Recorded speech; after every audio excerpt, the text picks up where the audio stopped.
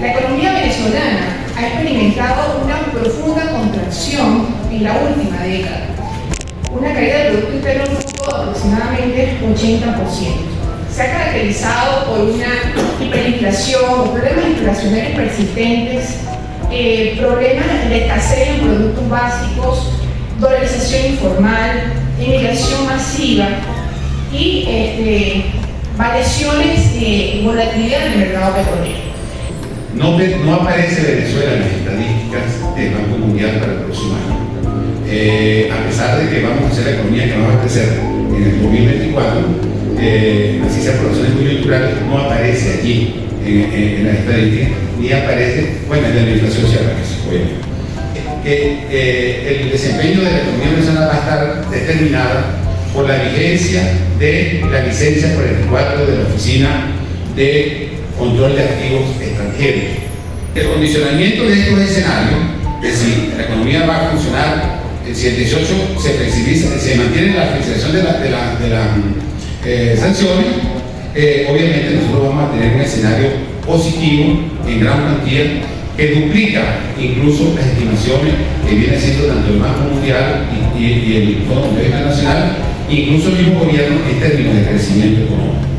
Va a afectar también la inflación porque dependiendo de ello, el gobierno en un año electoral, o lo que ahorita llamamos el ciclo económico, el ciclo político de la economía, va a tener a disposición una gran cantidad de recursos para estimular la economía con aras a tener beneficios políticos en el proceso electoral. Y luego de allí, ¿cuál va a ser el impacto que eso va a tener sobre, obviamente, la inflación y la política monetaria a través del Banco Central, que es la que es encargada de manejar el tipo de cambio? En el crecimiento económico hay dos escenarios que se pueden plantear, yo lo estoy viendo. De mantenerse la vigencia de la flexibilización de las sanciones de la economía venezolana, la economía va a crecer en un rango entre el 7 y el 10%. Hay economistas que sostienen, obviamente, las estimaciones, como lo van a ver anteriormente, lo que ha dicho el Banco Mundial y el Fondo Monetario, es que Venezuela va a crecer al 4% durante el año 2024. Pero liberar las sanciones va a implicar que el gobierno tenga mayores recursos a lo largo de todo el año. Si nosotros en el año 2023 los ingresos petroleros estuvieron en el orden de 11.000 millones de dólares, si pudiésemos vender el petróleo durante todo el año con la política de flexibilización, Venezuela podría estar en el orden de los 18 hasta 20.000 millones de dólares. Es decir, casi duplica los ingresos fiscales y obviamente eso le da un margen al gobierno para expandir el gasto público con las consecuencias que eso tenga de acuerdo a cómo lo hace. De restituir de las sanciones, la economía venezolana podría estar creciendo entre el 3 o 4%, pero en todo caso va a haber un crecimiento de la economía durante el año 2024. El hecho de que la economía nacional va a estar muy condicionada por los elementos políticos, no solamente por el proceso electoral, sino por cómo nos van a ver desde afuera en términos de la flexibilización de la sanción. Estos son, por ejemplo, el crecimiento económico, de permitirse la flexibilización de las sanciones. Venezuela podría estar vendiendo incluso los ingresos petroleros para 2024, se están estimando en una cifra cercana entre los 18 y los 20.000 millones de dólares. Versus 12.000 que tuvimos el año pasado. El año 2024 puede tener un nivel de inflación inferior, lo va a tener con toda seguridad con respecto al año 2023. Aún entendiendo el impacto que va a tener el gasto público, el gobierno ha anclado la defensa de la inflación sobre dos cosas importantes. Primero, el control de los salarios. Tenemos 2 años y medio, no sé cuántos meses que no hay aumento salarial. Eso es un elemento de contención del gasto público para controlar la inflación. Y el otro viene por la vía del anclaje cambiario. ¿Qué es lo que ha hecho el Banco Central de Venezuela en el primer trimestre de 2024? Ha frenado el deslizamiento del tipo de cambio. El tipo de cambio durante el primer trimestre ha estado en el orden de 36.35, 36.25 promedio, 36.30 pongamos el. ¿De qué depende la estabilidad del tipo de cambio? ¿Por qué se mantiene el tipo de cambio? Porque el Banco Central ha logrado acumular reservas internacionales. Venezuela está recibiendo aproximadamente 4.000 millones de dólares anual por reservas por remesa, y eso depende también de cuál va a ser el comportamiento de la economía mundial. Si la economía mundial crece, pues hay mayor posibilidad de venezolanos que tienen trabajo en el exterior que están enviando remesas al país. Y de lo contrario, si la economía cae, pues hay una reducción de los remesas. Pero en todo caso, se estima que el ingreso de dólares por remesa de la economía va a ser cerca de 4.000 millones de euros. Fue producto de un colapso no solo en el sector petrolero, sino un colapso de capacidades productivas en el sector no petrolero. Tenemos una economía muy empobrecida, una economía que está siendo víctima de costos elevados para el sector privado, una economía donde sin duda alguna la falta de crédito afecta las capacidades productivas de ese sector privado, que se ve solamente con acceso a sus propios recursos para realizar las inversiones necesarias para el crecimiento de sus actividades.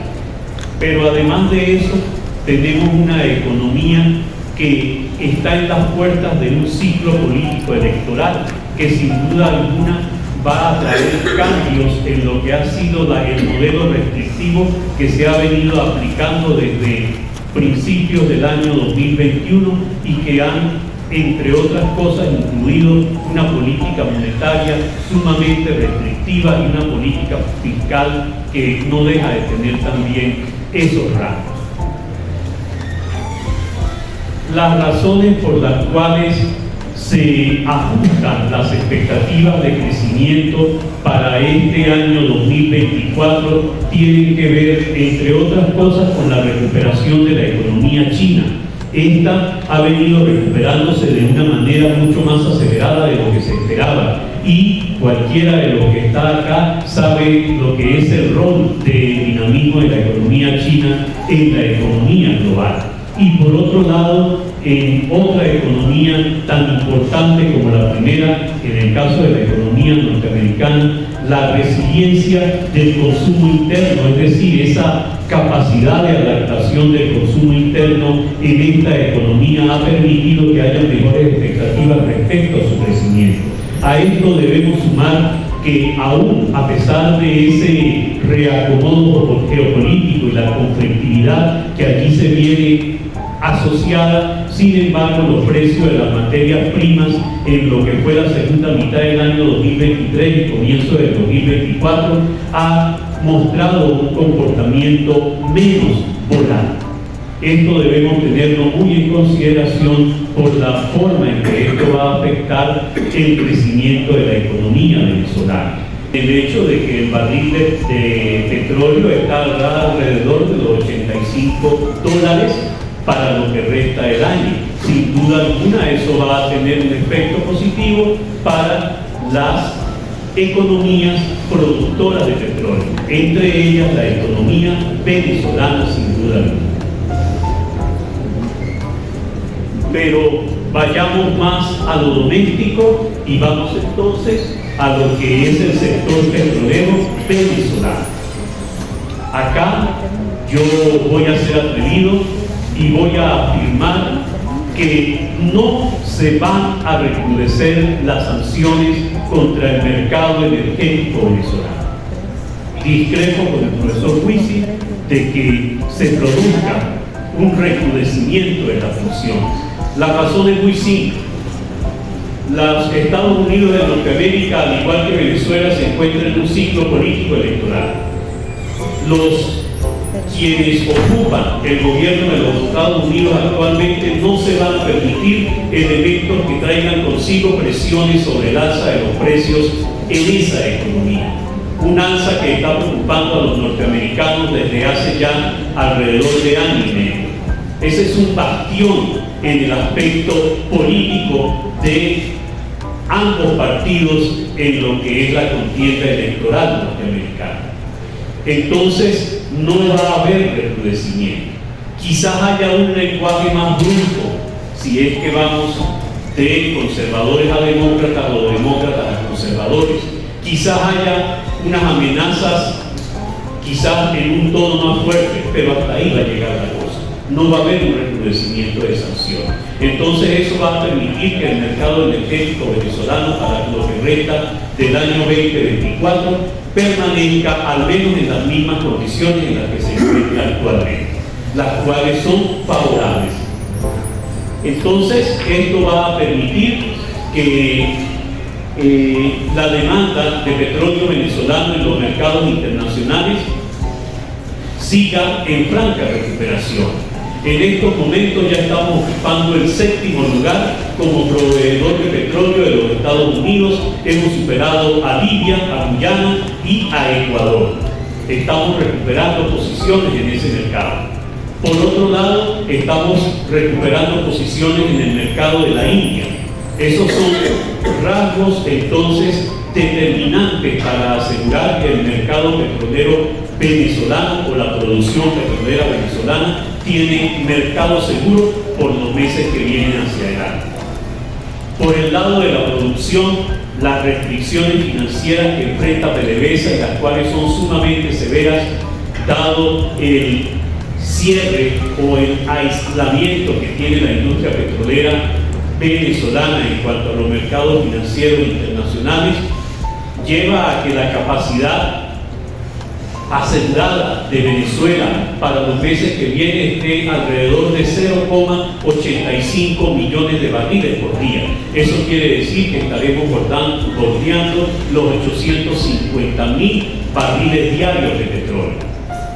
Esa es una recuperación que se acerca al 12% si nos comparamos con los volúmenes que se producían en enero del 2023, cuando nuestra producción se acercaba a 0,73 millones de barriles por día. Entonces, es una recuperación leve, pero es lo máximo que tiene garantizado la industria petrolera para los meses que se avecinan en función de las restricciones financieras para nuevas inversiones. Por allí se habla de la posibilidad de nuevos acuerdos comerciales en la materia petrolera, incluso muchos de ellos con empresas de origen argentino, pero esos negocios no se cristalizan de la noche a la mañana. Tendrá que pasar un tiempo. Sin embargo, si ellos se producen de manera rápida, la producción venezolana podría estar llegando con mucho entusiasmo a 1 millón de barriles, no más de aquí. Nos lleva a coincidir en alguna medida con las expectativas de crecimiento que argumentaba el profesor Huisi hace unos minutos atrás. En el caso venezolano tenemos allí expectativas recientemente revisadas por el Instituto de Investigaciones Económicas y Sociales de nuestra universidad amiga, la Universidad Católica Andrés Bello, por parte del Observatorio Venezolano de Finanzas, por parte de la CEPAL y por parte del Fondo Monetario Internacional. Sin duda alguna vamos a tener crecimiento económico. Yo no me atrevería a decir que llegue a un rango del 10%, yo estaría más apuntando entre un 5,5 y un 7% de crecimiento. Principalmente, ante este contexto que mucho coincide con lo que el expositor anterior presentaba, la teoría económica y en particular la teoría del desarrollo nos da algunas premisas que siempre considero se deben tener muy en cuenta. Crecer es condición necesaria para mejorar la situación en la cual se encuentra la sociedad, cualquier sociedad, pero solamente es condición necesaria, más no condición suficiente. Entonces la teoría del desarrollo nos invita a considerar un primer escenario donde el crecimiento acompañado de menor desigualdad y menor informalidad sin duda alguna va a traer consigo reducción de la pobreza. Por otro lado, crecimiento acompañado de mayor desigualdad, mayor informalidad, lo que va a provocar es que la pobreza se mantenga en los mismos niveles en los cuales estaba antes de que se diera ese crecimiento, o en el mejor de los casos disminuiría levemente. Bueno, vamos a ver que hay con respecto a desigualdad, informalidad y pobreza en la economía venezolana. Gracias a los datos más recientes de la encuesta de condiciones de vida aportada por la Universidad Católica Andrés Bello para el año 2023, un poco de información sobre lo que es la desigualdad en la sociedad venezolana en los actuales momentos. En el panel del lado izquierdo ustedes pueden apreciar la distribución del ingreso de la sociedad venezolana, presentado en este caso por deciles.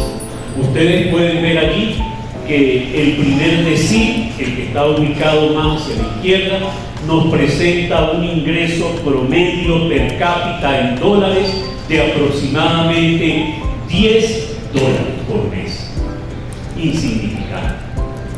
Pero vean ustedes que el estrato o el decil, el decil 7 u 8 no pasa de $120 mensuales por persona como ingreso promedio. Pero aún llama mucho más la atención el último decil, donde se encuentra la población de mayores ingresos por cápita por mes en dólares, que estaría ubicado alrededor de un poco más de $340. Aprecien ustedes la enorme brecha que incluso hay entre el decil 9 y el decil 10, para no entrar aún en magnitudes mayores como las que hay entre el decil 7 y el 10 o el 8 y el 10. Por otro lado, el panel del lado derecho nos muestra de igual manera los mínimos y los máximos de los ingresos en cada uno de los deciles y lo que sería ese promedio que tenemos graficado en el panel de la izquierda. Allí ustedes pueden apreciar, vuelvo y repito y enfatizo, la enorme brecha entre los distintos deciles que conforman la población venezolana en cuanto al ingreso promedio. En buena medida podríamos decir incluso que el decil 7 no alcanza a obtener sino un tercio de los ingresos mensuales per cápita que obtiene el decil 10. Eso es lo que nosotros los economistas llamamos una marcada desigualdad en la distribución del ingreso. Yo le quito lo marcado y le pongo aberrante. El hecho de que haya avanzado con tanta fuerza la centralización de las decisiones en cuanto a elementos públicos o elementos de políticas públicas, en cuanto a la concentración de las actividades productivas, incluso el acceso a servicios públicos de moderada calidad, no estoy diciendo buena, en unas localidades o en ubicaciones mucho mejor que en otras, ha traído como consecuencia que en Venezuela se agudice la desigualdad territorial. Fíjense ustedes, por ejemplo, en este cuadro que se les muestra allí, que cuando se le pregunta a la gente si ha sentido hambre y en alguna oportunidad se ha acostado sin saciarla, ustedes pueden ver que en las ciudades secundarias o en los pueblos la respuesta afirmativa es mucho más frecuente. Eso quiere decir entonces que se pasa mucho más hambre en esas ciudades secundarias, pueblos o regiones menos favorecidas. Pueden ustedes ver aquí el índice de pobreza multidimensional que nos da una visión mucho más amplia de lo que es la pobreza, de cómo se mide la pobreza, porque involucra aspectos de carácter vinculados con la salud, con la educación, con el acceso a bienes públicos de distinta naturaleza. Pueden ustedes apreciar allí mismo en la tabla cómo las ciudades más importantes donde se concentran los poderes públicos y donde se goza de una moderada mejor calidad de los servicios públicos, pues presentan un índice de pobreza multidimensional menor. De igual manera, la pobreza extrema se hace presente con mucho más fuerza en lo que nosotros llamamos las ciudades secundarias, entre las cuales está Mérida, porque no está entre las principales, como ustedes pueden apreciar allí, Entonces, en ciudades como Mérida y otras ciudades secundarias, la pobreza extrema se hace sentir con mucho más fuerza que en Distrito Capital o ciudades como Valencia, Maturín, cualquiera de San Cristóbal, para irnos al occidente del país. Entonces, hay una enorme desigualdad territorial unida a la aberrante desigualdad de ingresos. No vayamos a cambiar de lámina, por favor. Ok. Pero a eso podemos, no vayamos a cambiar de lámina, gracias. A eso podemos agregar, no lo quise colocar dentro de la presentación para no abusar del tiempo, podemos también agregar desigualdad de género. Por ejemplo, en cuanto a remuneración, los hombres están recibiendo un 7,7% de salarios mucho más altos que los que recibe el género femenino.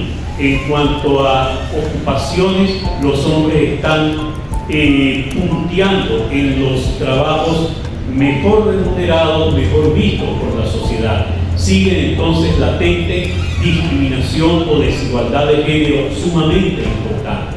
Y hoy en día se habla con mucha frecuencia de la desigualdad de oportunidades, que viene precisamente vinculada a la desigualdad territorial. No son las mismas oportunidades las que tiene un estudiante que está en la ciudad de Mérida, que está sometido a deficiencia frecuente en los servicios públicos, más un gasto público que igual se aleja mucho del nivel de gasto público que se ejecuta en las ciudades más importantes del país. Eso sin duda alguna afecta sus oportunidades. Diría Amartya Sen, causa privaciones y por tanto entonces disminuye las opciones y por tanto entonces se traduce en un menor desarrollo humano.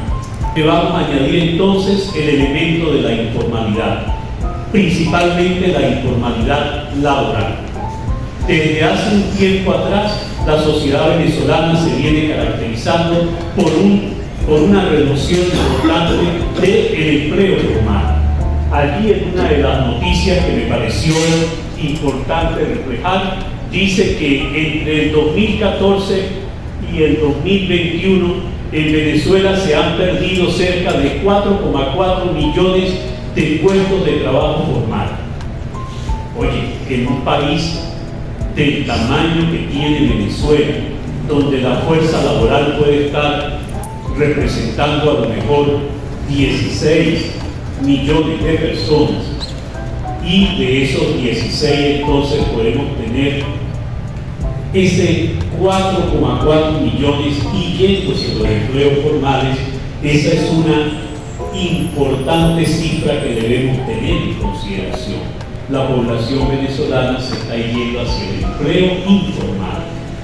A lo largo de los años que se muestran allí al final de la serie, en especial los que tienen que ver con 2021-2022, la pobreza en Venezuela presentó síntomas de reducción, tanto a nivel de pobreza como tal y dentro de ella la pobreza extrema. Sin embargo, en los últimos años, esa mejora en los niveles de pobreza se estancó. Vuelvo y repito, la desigualdad, la informalidad son los culpables. Y se puede transformar esta situación de desigualdad y de informalidad de manera rápida. La respuesta es un no, porque eso involucra planes sociales que vayan mucho más de la mera asistencia o de la mera bonificación del salario. Por esa razón, yo planteo un solo escenario económico. No hay que romperse mucho la cabeza. Venezuela sí va a crecer en el 2024, no lo ponemos en duda, pero va a crecer trayendo consigo que la pobreza se mantenga o en el mejor de los casos que disminuya muy ligeramente, pero muy ligeramente. Los más vulnerables no verán el fruto de ese crecimiento, ni del 10 que dice el profesor Raúl, ni del 7 que yo me atrevo a pronosticar. Por eso la imagen que está allí. Los primeros, los privilegiados, coloquen ustedes el adjetivo que ustedes quieran colocarle, ellos serán los que saquen los frutos exuberantes de este crecimiento. Los que estamos en la cola nos llevaremos la peor parte. Hoy tenemos un escenario político caracterizado por niveles de complejidad, donde prevalece el entorno geopolítico en el cual nosotros estamos inmersos y que hace muy complejo la construcción de escenario y el desempeño de la economía venezolana, además de los problemas que hemos acumulado, los problemas estructurales que hemos acumulado durante los últimos 25 años. Además, a esto la incertidumbre y la desconfianza que genera los problemas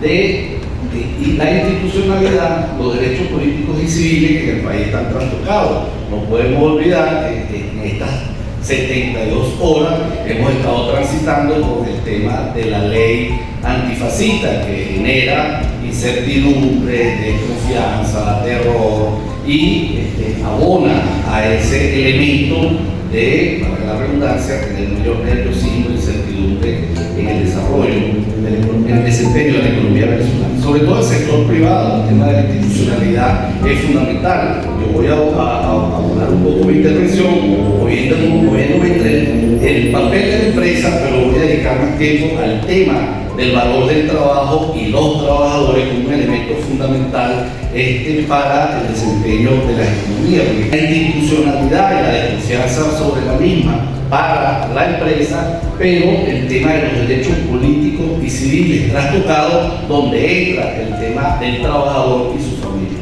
Y la dinámica electoral con actores enfrentados políticamente que se relacionan o tienen una gran vinculación con el elemento anterior. O sea, ¿qué va a pasar en Venezuela?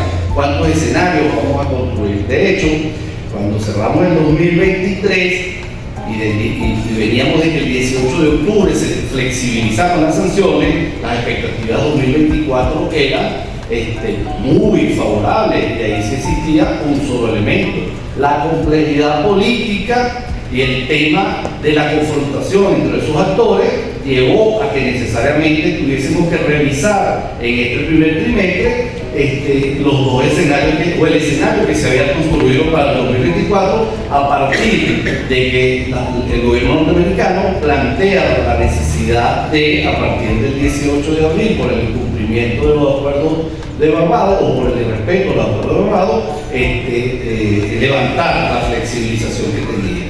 Venezuela va a crecer en el 2024 con sanciones y sanciones. El tema es la magnitud y otros elementos aguas abajo que son fundamentales para que ese crecimiento no sea coyuntural, para que ese crecimiento tenga implicaciones en poder transformar los elementos que plantea de desigualdad, inequidad en la economía venezolana y que pueda ser sostenible en el tiempo y no estemos inmersos en un círculo muy parecido al tema de Venezuela se arregló y que se construya conceptos eufemísticos en este 2024, porque existen problemas estructurales en la economía venezolana a partir de la destrucción de los factores de la producción que describimos o que identificamos durante los últimos 14 años, y hay otros que pueden ver elementos ante esos 14 años.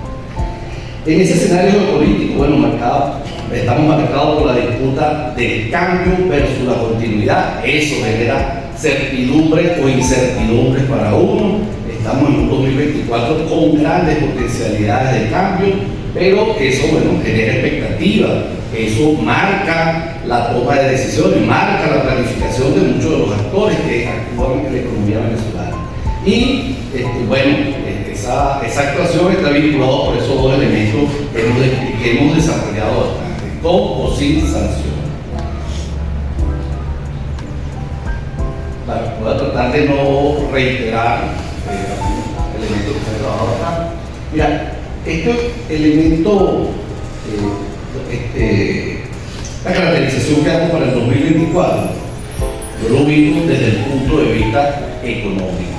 Aquí no vengo esta lámina o esta caracterización que voy a hacer acá, todos tienen responsabilidad ciudadana, todos tenemos responsabilidad ciudadana, pero acá le voy a dar un enfoque económico.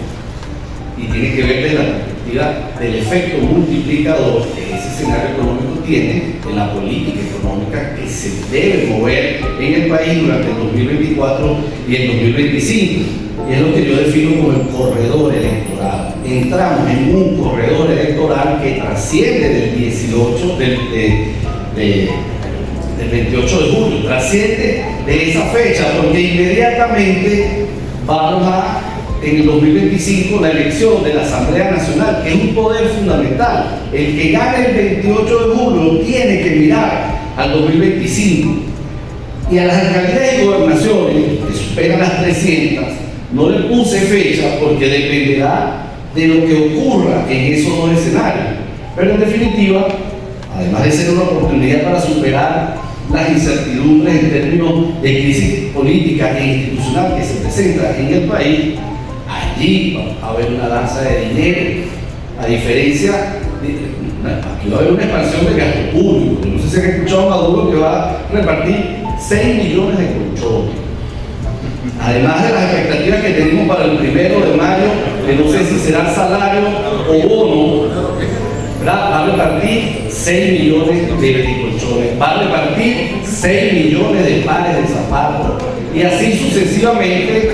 Es importante que estemos preparados para cualquier anuncio de esa proporción o de esas magnitudes de aquí al 28 de julio. Pero en definitiva lo que yo quiero decir es que detrás de eso viene una expansión del gasto público, porque este gobierno se preparó para este año 2024. Este gobierno ahorró recursos para fiscales, porque el presupuesto prácticamente dejó de ser un instrumento de planificación de los ingresos y del gasto público. O sea, el presupuesto es prácticamente una formalidad a la cual cumplió la Asamblea Nacional, pero en su contenido, en su estructura y en su objetivo es inexistente desde hace muchos años. Pero ¿qué quiero decir con esto? No que no tengamos presupuesto, porque lo vivimos y lo padecemos, ¿verdad? Lo que queremos decir es que es una práctica para hacer un manejo paralelo de los recursos del Estado. Y ahí incluso me llamó la atención un poco la descripción que hizo el decano cuando dice: el Banco Central está quemando reservas internacionales, está quemando recursos para fiscales, porque las reservas las vemos allí. De hecho, están los 5.000 millones de los derechos especiales de giro que liberó el Fondo Monetario durante la pandemia, y por los problemas de legitimidad no están allí, no han podido meterle la mano. Pero las reservas internacionales y toda la institucionalidad con la cual nosotros estamos acostumbrados a hacer nuestros análisis han sido apartados. Ahí vemos las reservas: 4.600 líquidas más 5.000 millones que tiene el derecho especial de giro, 9.600 millones. Y el año pasado el Banco Central vendió en el mercado cambiario más de 4.670 millones de dólares en las intervenciones para mantener la estabilidad relativa del tipo de cambio. Y en este primer trimestre el Banco Central ha realizado intervenciones que superan los 960 millones de dólares, porque es una política de mantener ese tipo de cambio artificialmente estable para todo el efecto que tiene en la inflación. Pero ahora la gran pregunta es lo que nosotros debemos describir y dejar allí como elemento de estudio es: ¿eso es sostenible? ¿Cuál es el costo que está pagando esta sociedad para mantener esa variable artificialmente?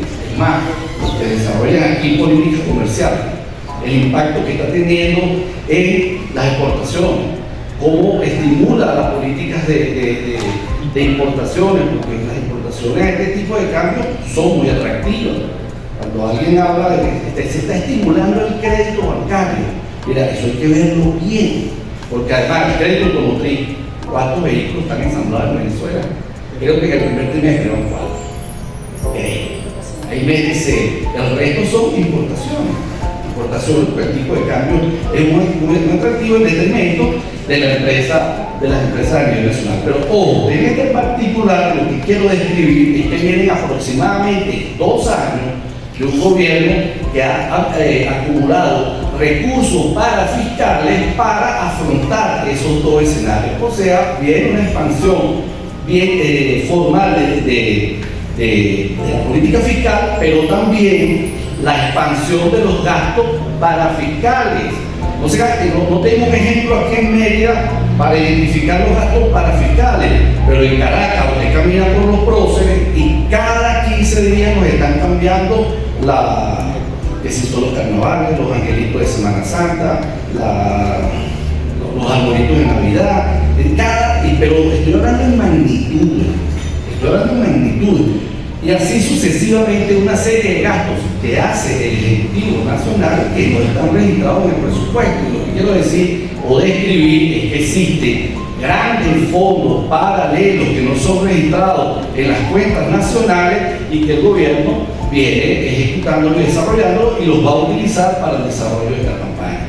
Viene una expansión del gasto público y en definitiva lo que quiero decir es que en este corredor electoral va a ocurrir un efecto multiplicador en la economía venezolana que va a tratar de buscar expandir la demanda interna con el efecto en el crecimiento económico y las potencialidades en torno a él. Ahora, ¿cuáles son las magnitudes? ¿Cuáles son los escenarios? Yo me ubico un poco para no ser reiterativo en las cifras que describieron los compañeros. Con sanciones, si levantan las sanciones sobre las cuales no me atrevo a decir que no va a ocurrir, pero todo va a depender de la geopolítica. Todo va a depender de la geopolítica. De lo que ocurra en el mundo, con ese poco de guerras que existen, con confrontaciones que existen en Europa, con el tema de la migración a los Estados Unidos, con el tema electoral en los Estados Unidos. Lo que quiero decir es que es un fenómeno multifactorial que puede cambiar de aquí al 18. Es más, pueden buscar hasta eufemismos para tratar de mantenerla dependiendo del contexto en el cual se. Con sanciones pudiéramos estar en 3.5. Ahora, alguien puede preguntarse, ¿pero cómo vamos a crecer con sanciones? Bueno, por los paralelismos y el efecto multiplicador que va a tener esto en la demanda interna. Ahora, sin sanciones, bueno, las magnitudes son significativas, por ejemplo. Las magnitudes son significativas, es más, el gobierno está apostando a que no le levanten las sanciones en el campo de Dragón, que es un proyecto que está desarrollando junto con Trinidad y Tobago para inyectar gas a Europa. Y así, posiblemente, Alemania, Francia y España se quiten el yugo del señor Putin. Y esa variable está jugando allí. Entonces, lo que quiero describir es que es un fenómeno multifactorial, pero que hay algunos elementos concretos que nos pueden permitir describir los escenarios y visualizar que solo un hecho electoral, con todos los elementos que aquí identificamos, va a incidir positivamente en la demanda interna, va a incidir positivamente en los resultados macroeconómicos del país. Vamos a ver otros elementos complejos. ¿Dónde estamos? Podemos pasarlo. Una economía que mantiene grandes desequilibrios, la opacidad de la planificación económica y financiera, un país económicamente asimétrico. Yo resumo aquí lo que planteaba el colega, no es lo mismo, ¿verdad? Invertir en el oriente del país, en Sucre, en Anzoátegui, o incluso en algunas localidades de Anzoátegui, que operar en Caracas. Por ejemplo, en Caracas, en el país, esa simetría significa ciudades burbujas y hogares burbujas, donde el acceso a algunos servicios o condiciones para invertir, operar y desarrollarte son totalmente diferentes a lo que puede estar ocurriendo en otras localidades del país. Yo vine a Mérida aproximadamente hace como un mes. Nos reunimos aquí, el profesor Lara y el presidente de la Asociación de Profesores, el profesor Virgilio, y los apagones eran terribles. Yo hoy tenía incertidumbre de que si es que había una planta o se iba a la luz. Ahora son peores. Ahora son peores. Bueno, yo vine un mes y era dramático. Y hoy tenía incertidumbre y lo hablaba con ellos a la luz. La semana pasada estuvo en Bolívar el tema de la luz, de la etcétera. Y lo de las 12, compañeros, mire, hay regiones en este país donde a las 12 ya no llueve. El tema del transporte, una serie de condiciones a las cuales se someten las regiones que nos hacen asimétricos el poder acceder a algunos empleos, a algunas remuneraciones, allá de las carencias de los servicios públicos. La economía se achicó, bueno, todo lo que describimos los compañeros, y aquí yo voy a detener mucho tiempo. Está ocurriendo el tema de la desalarización del trabajo. Ese fenómeno ocurrió en Venezuela aproximadamente en el gobierno de Jaime Lucichi y luego en el gobierno de Rafael Caldera. Pero las magnitudes de lo que está ocurriendo hoy, la desalarización en el país, es lo que nos ha llevado a la necesidad de profundizar y desarrollar el tema. Voy a poner un ejemplo. El gobierno de Lucichi, los bonos dentro del salario, dentro del ingreso del trabajador, los bonos significaban 20%, 80% era salario. En el gobierno de Caldera prendieron las alarmas porque llegó a 35% de los ingresos del trabajador, 35 era por bono, el resto era por salario. Ahora le pregunto a ustedes, creo que aquí la mayoría son profesores universitarios, ¿cuánto es su ingreso? Yo lo conozco, que hago labores generales en mi universidad. Si usted es instructor, su salario tabla debe ser $9. Si usted es titular, su salario tabla debe estar aproximadamente en $15, ¿verdad? Pero usted no recibe eso.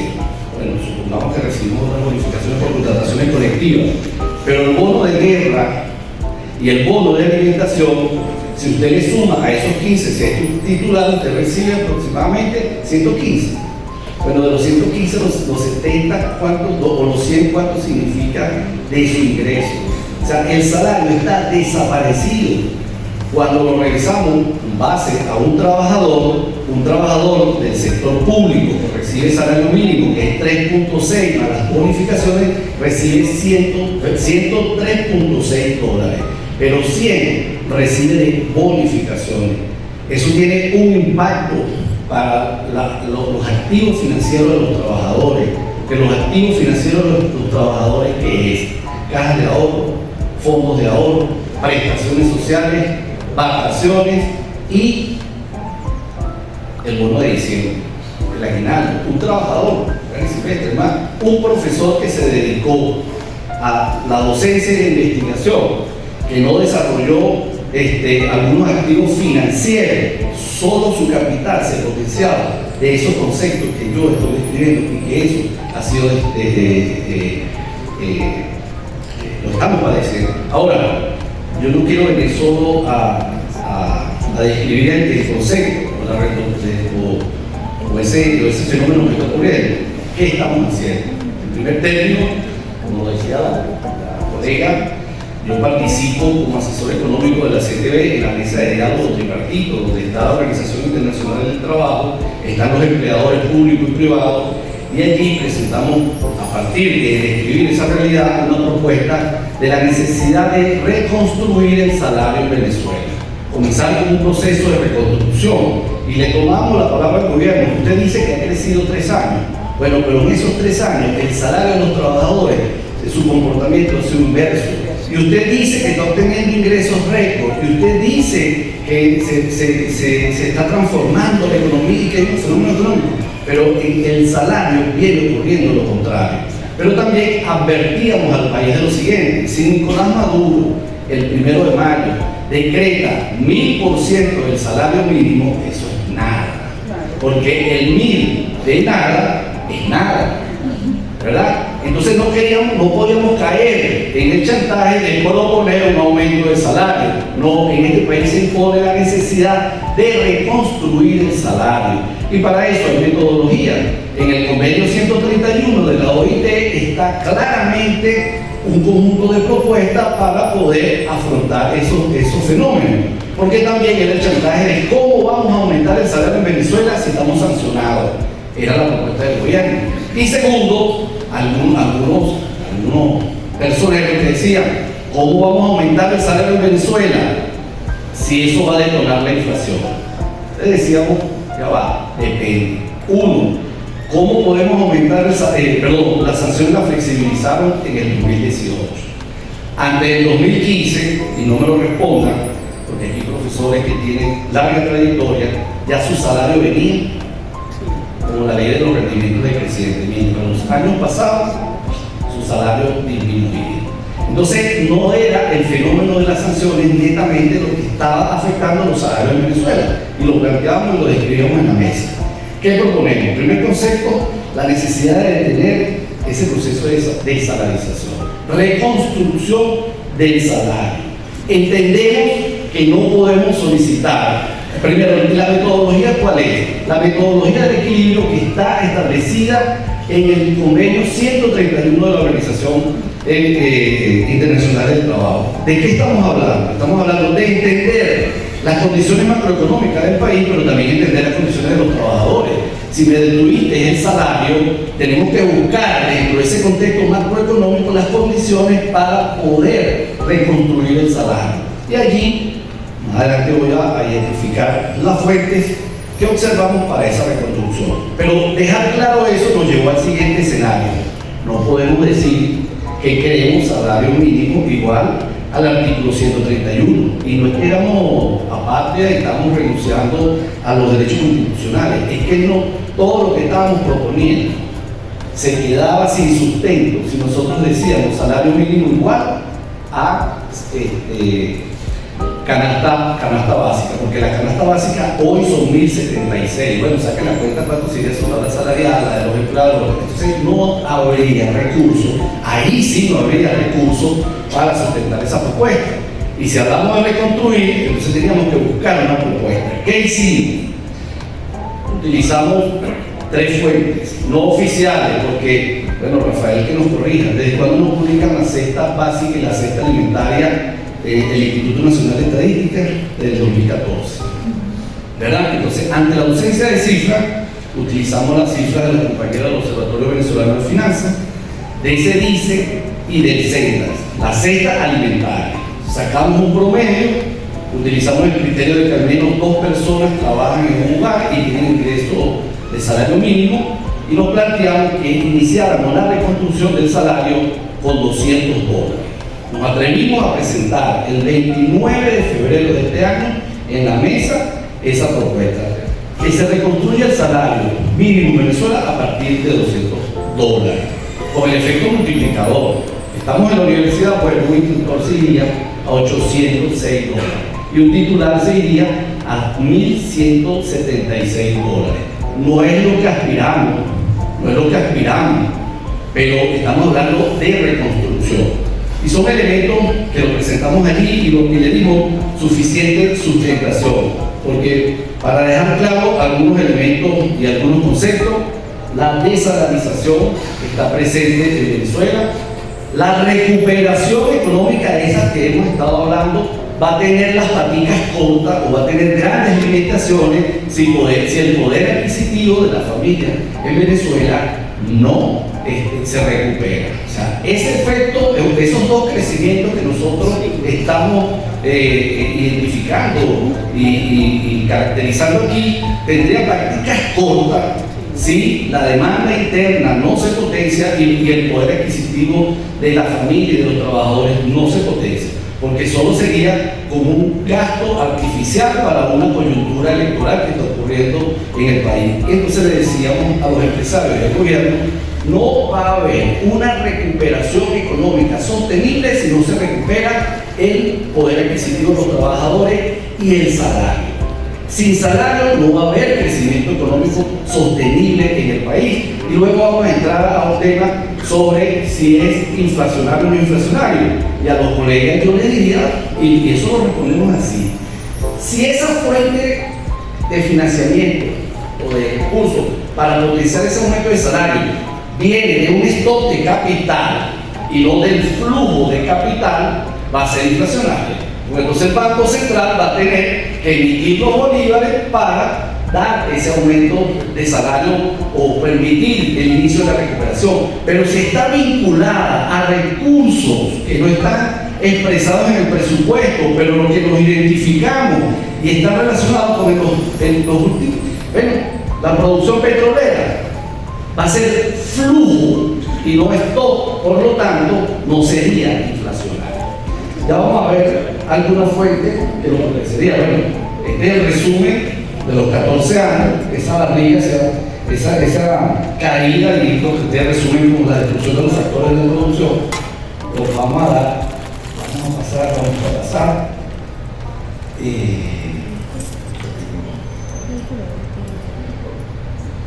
A la cifra, vamos a buscar la cifra. Aquí está, la anterior. Estoy ubicando algunos elementos que ya los compañeros desarrollaron. Un año electoral, ¿qué significará? Una expansión del gasto fiscal generando un efecto multiplicador positivo en la demanda interna. La siguiente, mis expectativas sobre las exportaciones petroleras.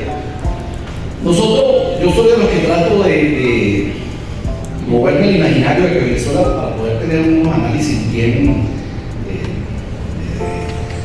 reales. Ubicar la Venezuela que producía 3.3 millones de barriles en un escenario, es otro momento.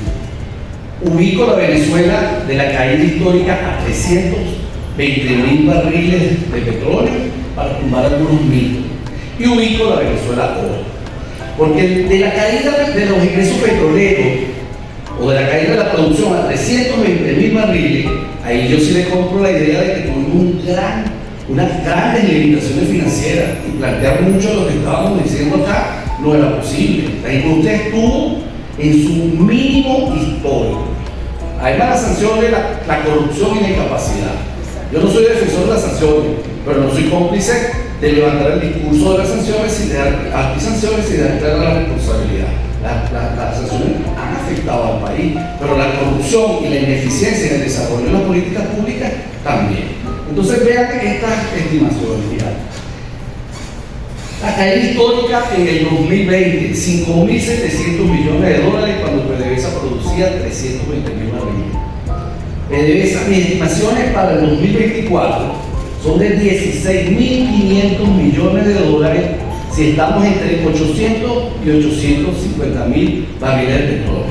Si tomamos la declaración del presidente de PDVSA, que durante 2 semanas estuvo desplegado por los medios de comunicación diciendo que estamos produciendo 977.000 barriles, o sea que nos podemos quedar cortos. Segundo, también lo que quiero describir es que desde el 2020 al 2024 los ingresos del sector han aumentado por encima del 230%, o sea, se duplicaron y más. Otra fuente de financiamiento que puede permitir la reconstrucción del salario,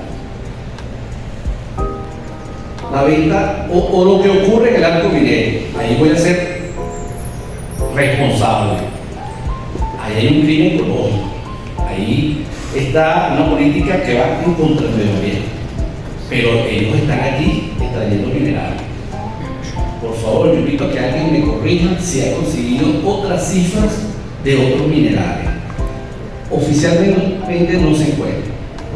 Este fue un trabajo que hice y logré acceso a data de la Oficina para la Cooperación del Desarrollo Económico para América Latina. Solo oro. Todo, litio, cobre, otros minerales, no hay registro de esos minerales que se están extrayendo en el arco minero. Solo de que se traen 72 toneladas al año de oro. Vemos una caída 2022-2023 que se logró dejar a la interpretación política y a los paralelismos.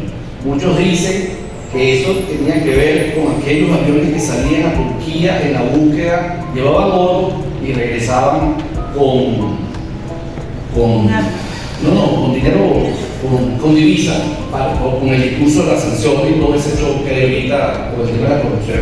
Pero en definitiva, mi expectativa para el 2024, solo en oro, por cierto que batió los niveles de récord que entre jueves y viernes en el mercado internacional, son 2.100 millones de dólares.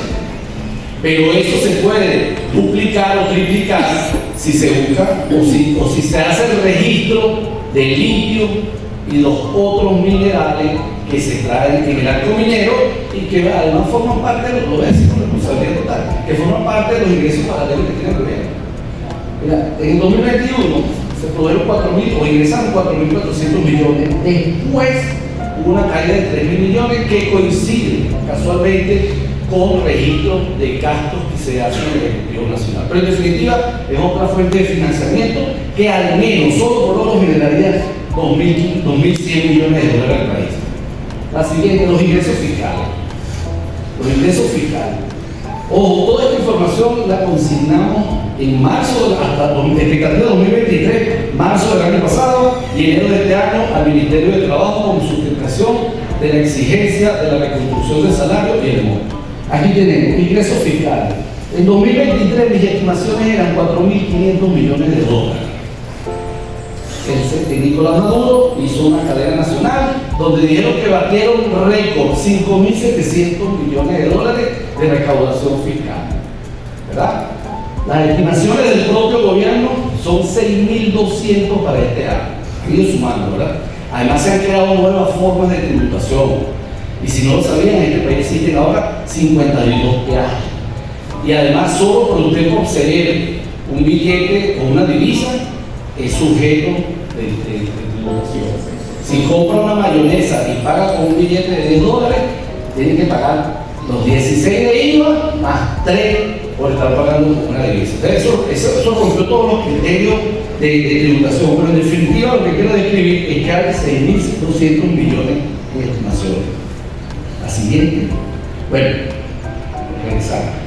Nosotros demostramos que para el 2023 y 2024 los ingresos de la nación superaban con creces las informaciones informales que presentaba el Ejecutivo y que con base a esto nosotros proponíamos la política de reconstrucción del salario. Ojo, que soy fastidioso con eso, no es aumento de salario, porque está destruido.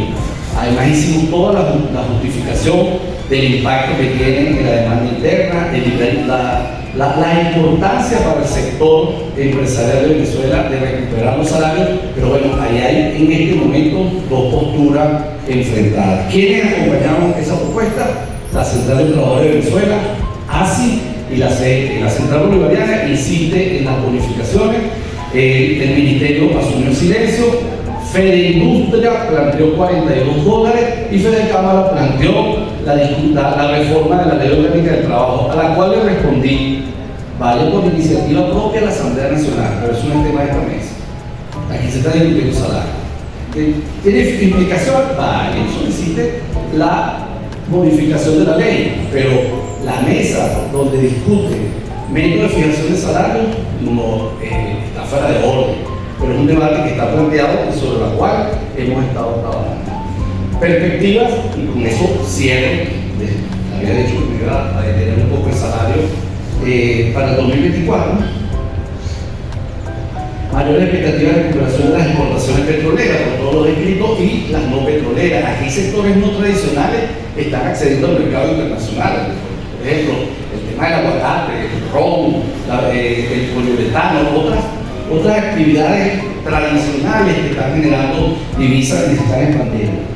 Niveles de privatizaciones que vienen ocurriendo en el país y silenciosas. Esto se está haciendo de manera silenciosa por un tema de dogma político, generaría confrontaciones entre los extremos de los quienes dirigen Miraflores sobre cómo ya se están cediendo algunas empresas que erróneamente fueron intervenidas, expropiadas en momentos anteriores. Pero esto viene ocurriendo en Bolívar. Es más, hay una comisión mixta de Fede Cámara y el gobierno y la Asamblea Nacional discutiendo una propuesta de ley de hidrocarburos porque quieren entrar al negocio petrolero, buscando la forma de cómo desmontar esa ley. El elemento que yo utilizaré decía, bueno, si tú quieres modificar la ley de trabajo, haga lo mismo, ahí se pregunta la Asamblea, pero no, sin hacer ningún tipo de cálculo, no me presente ese elemento en la mesa porque entorpece el desarrollo de la propuesta.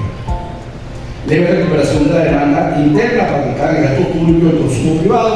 Yo soy de los que cree que el gobierno, dependiendo del costo político que mida de aquí al 1 de mayo, decide si da bono o salario, dependiendo del costo político. Y estamos en un contexto electoral donde Miraflores mide muy bien eso. Si la presión por la exigencia del salario se eleva a nivel nacional y tiene algún impacto en esa carrera electoral, va a tomar la decisión. Soy de los economistas que creen que el problema no es de dinero. y el tipo de cambio de todas las intervenciones del Banco Central. Eso también está presupuestado. Lo describíamos perfectamente en el 2022. Las devaluaciones aquí están diseñadas. El Banco Central es el que decide qué niveles de devaluación permite. Por fin entendió la relación que existe entre inflación y tipo de cambio y actuó, pero el tema de la actuación que está ocurriendo sobre el tema inflacionario, y lo escribo acá para abonar a la descripción que hicieron los compañeros, es sacrificar la demanda. Se está sacrificando la demanda para mantener esa estabilidad relativa de los precios. Alguien pudiera decir, pero está teniendo resultados. Sí, pero ¿quién está pagando el resultado? Las desigualdades, el hambre, la miseria y las carencias que están teniendo los trabajadores y sus familias. Puso de relieve en encuesta de condiciones de vida en la migración interna y el tema de desigualdad. Vean cómo las familias están saliendo de estados como Monagas, Falcón y Guárico, y cómo se está generando una migración hacia Miranda, Carabobo y Distrito Capital, fundamentalmente porque se han convertido en ciudades burbujas donde la carencia de servicios no es tan compleja como en otros estados, pero también hay algunas remuneraciones por la vía de ingresos de la actividad comercial, fundamentalmente, que está siendo efectiva. Y otra cifra que quería: hay 4 millones de venezolanos que tienen poder adquisitivo y en medio de la desigualdad están accediendo casi que a la mitad de la riqueza nacional. Alguien diría, ¿cuánto es esa riqueza nacional?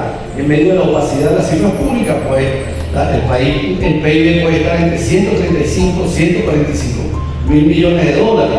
Y bueno, ese sector está teniendo, después está mordiendo el 42. No puedo irme sin describir algo sobre el crédito. ¿Qué pasa con el crédito? Mira, la banca, yo he utilizado un término que algunos colegas me criticaban: la economía se achicó. No sé, porque trato de reflejar allí lo que ocurrió en ese periodo, pero es que la banca también se achicó. Eso que ocurrió en la economía venezolana ocurrió en la banca. La cartera crediticia está aproximadamente al cierre de marzo en 1.600, 1.900 millones de dólares. El PIB es 135, es insignificante a lo que representa. Se desmonta, porque lo estamos analizando en estos días, se desmonta el encaje legal. No pasa nada. Mientras tanto, hay 6.000 millones de dólares no bancarizados que están rondando en la economía venezolana. Y la estrategia que se está buscando es cómo captar esos 6.000 millones, no estoy hablando de origen, que están circulando en la economía venezolana, que debieran ser bancarizados, y eso sí pudiera tener un efecto multiplicador de aplastar el crédito, potenciar la economía y todos esos elementos y atributos que le vemos al crédito en la economía venezolana.